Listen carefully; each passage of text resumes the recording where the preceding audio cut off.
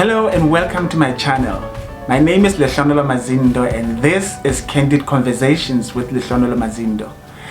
In this platform, we speak openly and honestly about issues of life including masculinity, mindset, mental health and marriage.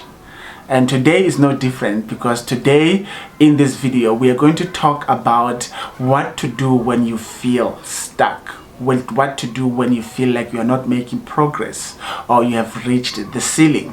And I think this is a very good message as we start the year because it will set you for the next months or the next months of the rest of the year.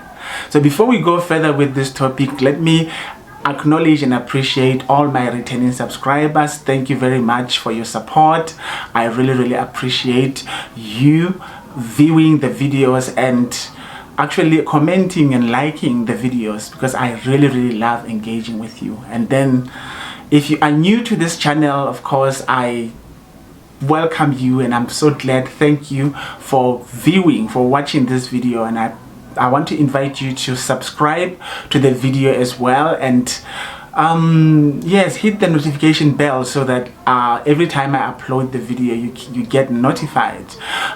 So today, like I have already mentioned, and as you can see by the title, we are talking about what to do when you feel stuck. It happens in life when you feel like, you know what, you are not giving the very best of yourself, or there's so much that you can give than you are actually offering now, and you have been progressing, but now it seems like you have reached a plateau. So the question is, what do you do when you've reached a plateau? Because you know, the joy of life is when you know you are making progress, but when the progress stops, you stop growing, you stop making progress towards your goal, you hit the ceiling, you feel like you can't go higher than you are, then that becomes a problem because it's a point of concern. You don't even know what to do. Am I ever going to get out of this? And that's where you experience all other negative emotions that are linked to the fact that you cannot move any further than you already are. So I remember one day, I mean, as I'm actually a lecturer for psychology in one of the institutions of higher learning here in South Africa. So one day I was about to start my virtual class. It was on an online platform. So something happened. I accidentally hit the button that said I should update my software, and then I hit that, and actually the screen actually froze. It took, I mean, when I hit that the button, I think it was about 1.5 hours prior to the class, and 30 minutes passed, an hour passed, 15 minutes towards the class, the laptop is still frozen. And then until I tried to figure out what am I going to do to unfreeze this laptop. And then that's when I learned about the combination of 3 keys on the laptop or on the keyboard of the PC. I pressed all 3 of them at once. It's Control, Alt and Delete. So that is where when you press that combination, I mean, it's actually my wife who actually figured it out. I don't know how she figured it out, but she pressed those 3 buttons together, and guess what happened? The screen unfroze. Whatever was happening there, the function that was struggling, it was interrupted, and I could be able to log in and facilitate my class. And that taught me a lot of things about what we can do, because sometimes we feel like the screen of my computer, you feel like your life is frozen. You feel like, hey, you know what, I don't know how to move forward from here. And then you try a number of things and it doesn't work. So I'm going to talk about 3 things that you can do when you feel stuck, which are the lessons that I learned from my personal computer when the screen froze and then the software could not be updated. But at the end of the day, I was able to make progress, to move forward from where I was, and I had a successful class that day because of these 3 buttons that were so instrumental when my PC had frozen. So the first thing that you need to do if you want to get unstuck is to control your language. Control your language, because your words build your world. As a matter of fact, whatever you say with your mouth, you're actually sending a message to your brain, and you are commanding it to present every information, everything that confirms the words that you say. Like, for example, if you say to yourself, you know what, I will never be able to make it, to break free from this rut that I am stuck in. I will never be able to make it further from here. This is the end of me. You're actually saying to your brain, show me everything that confirms what I am saying. Show me everything that confirms that, you know what, I'm not going to make it from here. I mean, this is the end of me. This is how I'm going to live the rest of my life. So I might as well camp here and wait for my funeral right here. And that's not a good place to be, because now you have told yourself that now that you are stuck, you will never be able to make progress, you will never be able to break into the next level of your life. So if whatever you tell yourself, actually you sell it to your brain, so that your brain in exchange can give you every data that confirms what you say. And then we say it's a self-fulfilling prophecy. We are saying we are saying a number of things about that, but then that is what it is. You are just sending a message to your brain, and you're commanding your brain to give you the information that confirms the message. One of the people that I really look up to, one of the person that I consider my role models, usually says these words. He says, one of the greatest forces in human personality is the need to act consistently with how we define ourselves. So if any way that you define yourself, trust me, you will everything in you will want to act that way. Like, for example, if you think you are an A student, you are a student, and you think you are an A student, you are a top achiever. I mean, everything, even your brain will give you the mental power, the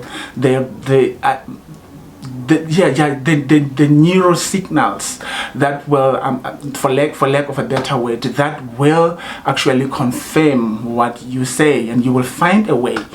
Your brain will begin to find a way to keep you where you believe you belong, where you say you belong.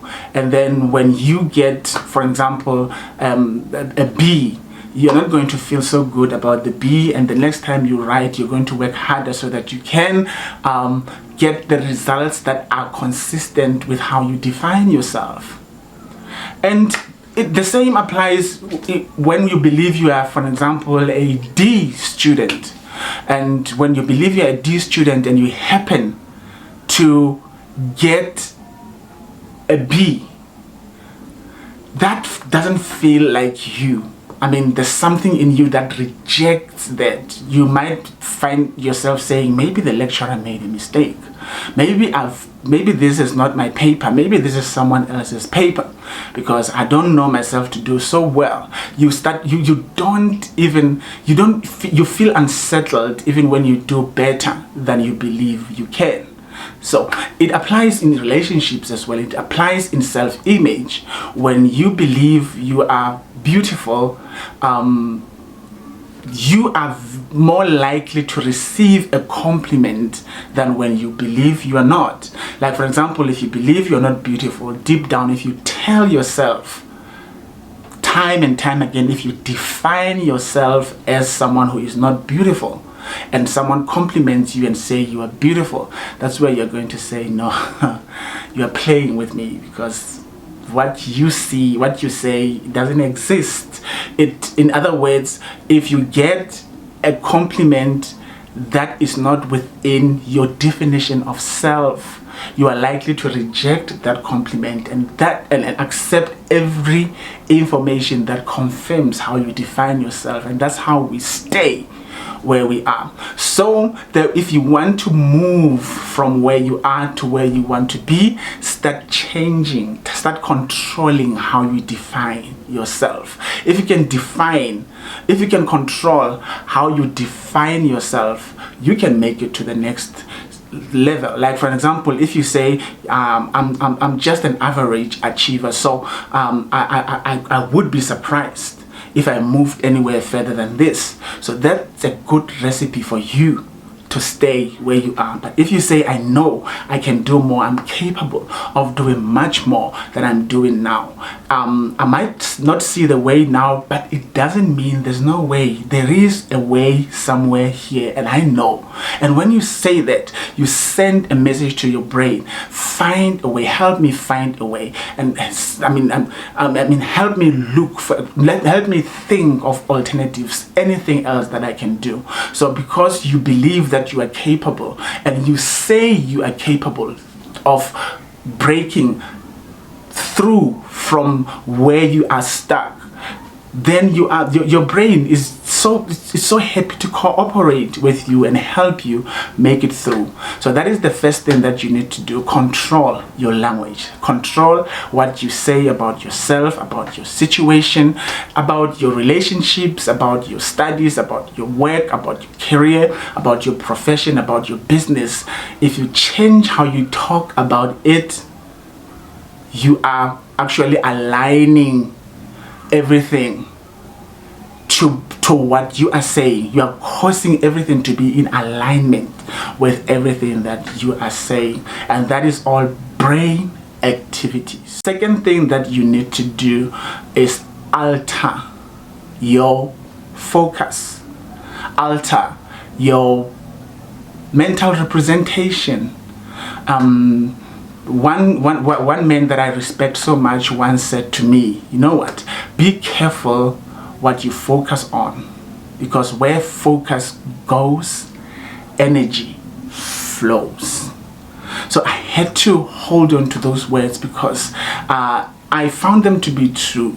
Like for example, if you are stuck and you focused on the fact that you are stuck and you will never be able to go any further than you are now, because you are focusing so much on that, it becomes your reality.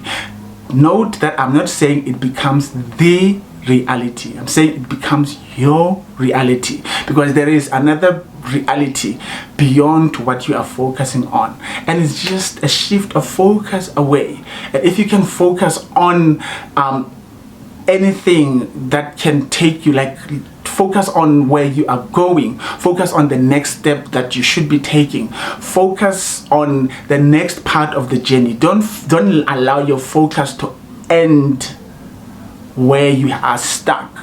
Allow your focus to take you beyond there, because once you focus on it, your energy begins to flow to it. It's like tuning into a television channel. If you tune into one channel, you don't see all other channels. You only see what you tune into. So if you tune into something, you tune out of everything else. If you tune into defeat, you tune out of victory. If you tune into a weakness, you tune out of strength. If you tune into darkness, you tune out of light. So that's why you need to be careful what you tune into, because one old man once said to me, you know what, you also that just the same message. He said, be careful what you focus on, because what you tune into, you turn into. What you tune into, you turn into. If you tune into the darker side of life, and everything else, like in you, can observe everything that is dark. So you see everything that is in the channel that you are tuned in. Now that you are tuned into this channel, you are focusing on this channel, there are millions other channels that are going on that can play, that are playing as we speak, but you don't see them, you don't hear them. I mean, they are not part of you because you are not focusing on them right now. The reason why you are not focusing on them is because you are focusing on this channel. So if you focus on defeat, like you say, because I'm stuck, it means I'm defeated. I mean, that's where your energy flows. Your energy flows in confirming that you are defeated. But once you say, I know I'm going to make it through this. Like, look, there's a bright side. Look, there are lots of other possibilities that you can employ, that you can apply, that you can grab and maximize, that will help you get unstuck from here. Like, for example, you have been looking for a job, it's been months or it's been years, you have not gotten even a call for an interview. Like, it's like your applications don't exist, and you start focusing on that. You focus on the fact that your applications are ignored, and once you focus on that, you lose the motivation to keep on applying. But if you focus on yourself having a job, that will give you the drive and the motivation not only to keep applying, but to keep adjusting your practices and your strategies until you find the strategy that will finally get the attention of the recruitment agency or the HR manager who is relevant for the job that you are applying for.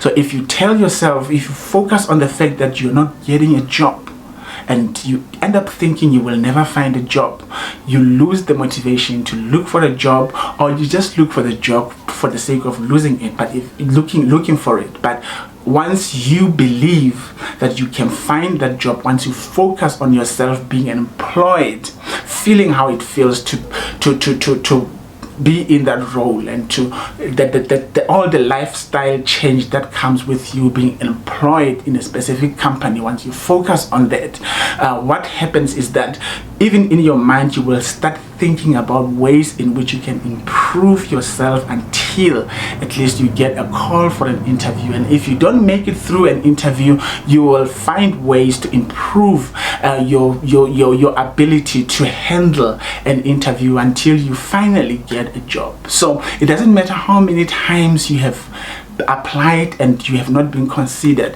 Don't focus on the fact that you have not been considered. Focus on the fact that you are going to get that job, and your mind will begin to help you find ways in which you can improve yourself until you are able to do that specific job. The third thing that you need to do is to delete negativity. Delete negativity. Because when you are stuck, what flows into your mind are negative thoughts. That's why you need to think carefully about what you are thinking about, and be deliberate about thinking positive thoughts. Because if you are not deliberate about thinking positive thoughts, negative thoughts come automatically. They come by default. So in other words, failure to be intentional about what you are thinking about is an automatic invitation of negativity. Failure to monitor what you are talking about or to say something positive, it actually invites automatically negativity into your life. So reject negative energy. Reject anything that drains you. Reject anything that makes you feel or think or believe you are incapable. You will not get that business deal. You will not get that job. You will not get that offer into that degree that you want to study. Anything that's negative. I mean, if you look for anything that's negative, it's always available. So is what's positive. So delete negativity. And how do you delete negativity? By actually inviting, being intentional about being positive in your life. It's like light and darkness. Don't focus on deleting negativity. Focus on strengthening and maximizing positivity. Because when it's dark, you don't focus on removing the darkness. You focus on switching on the light. And once you switch on the light, the darkness disappears by itself.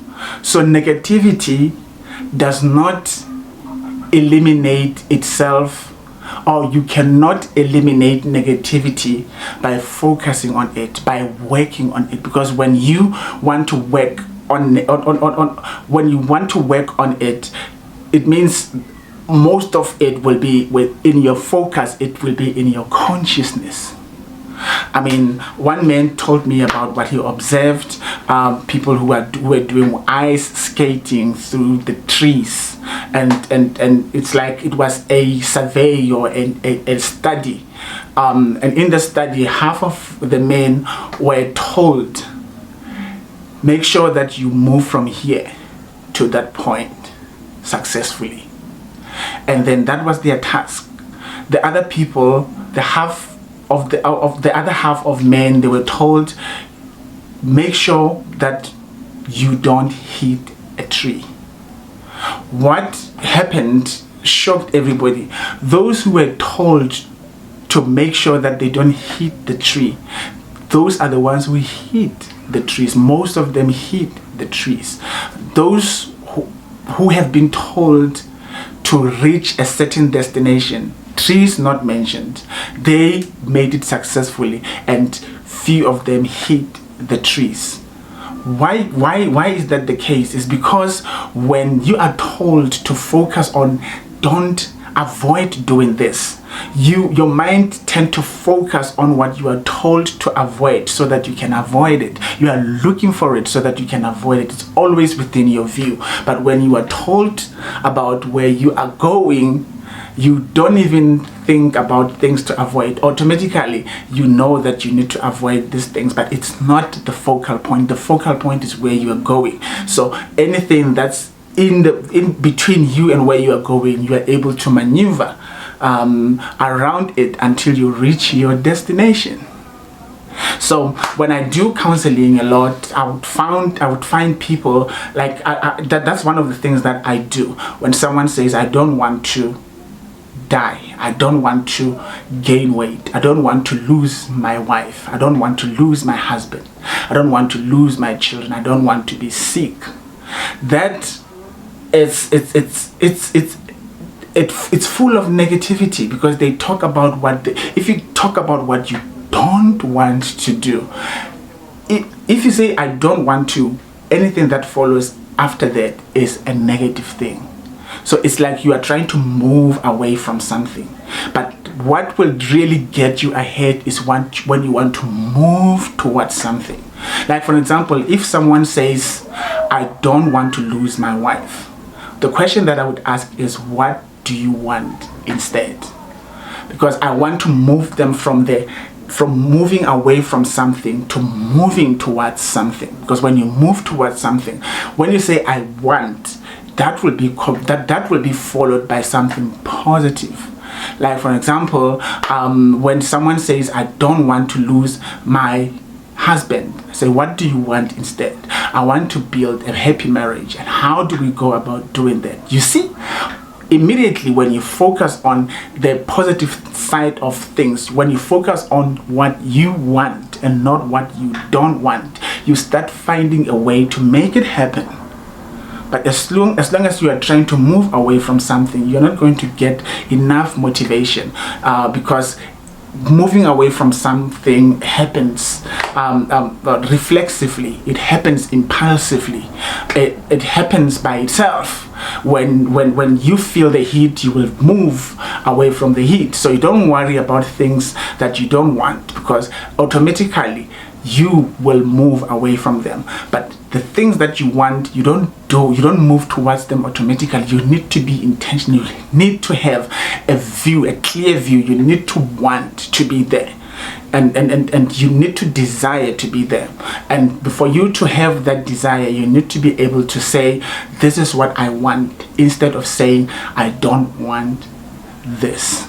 So that is how you eliminate negativity. Instead of saying I don't want to remain stuck here, think about what you want. I want to reach my destination. I want to get my degree. I want to get my promotion. I want to grow my business. I want my business to grow from here, from maybe 5 figures to 6 figures.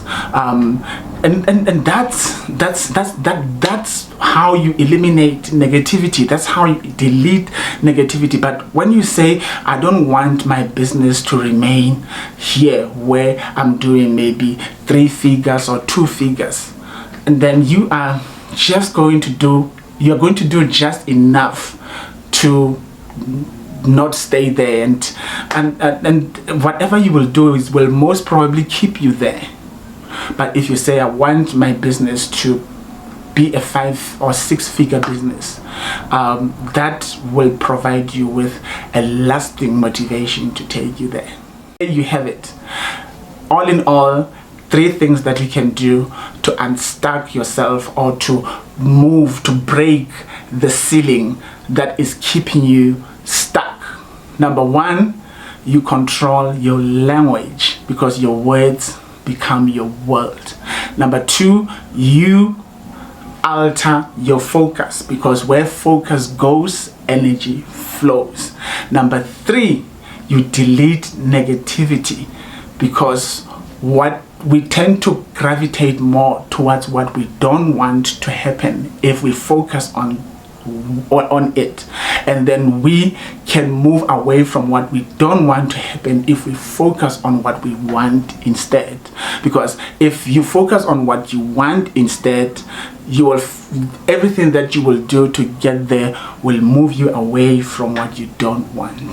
I hope this helps you to tackle this year and every other year of your life, and to get a breakthrough every time that you feel stuck. Thank you very much for staying with me, and remember, if you have not subscribed yet, please subscribe, comment. I would love to hear from you. Thank you very much for sticking out. Until we meet next time, keep well and take care.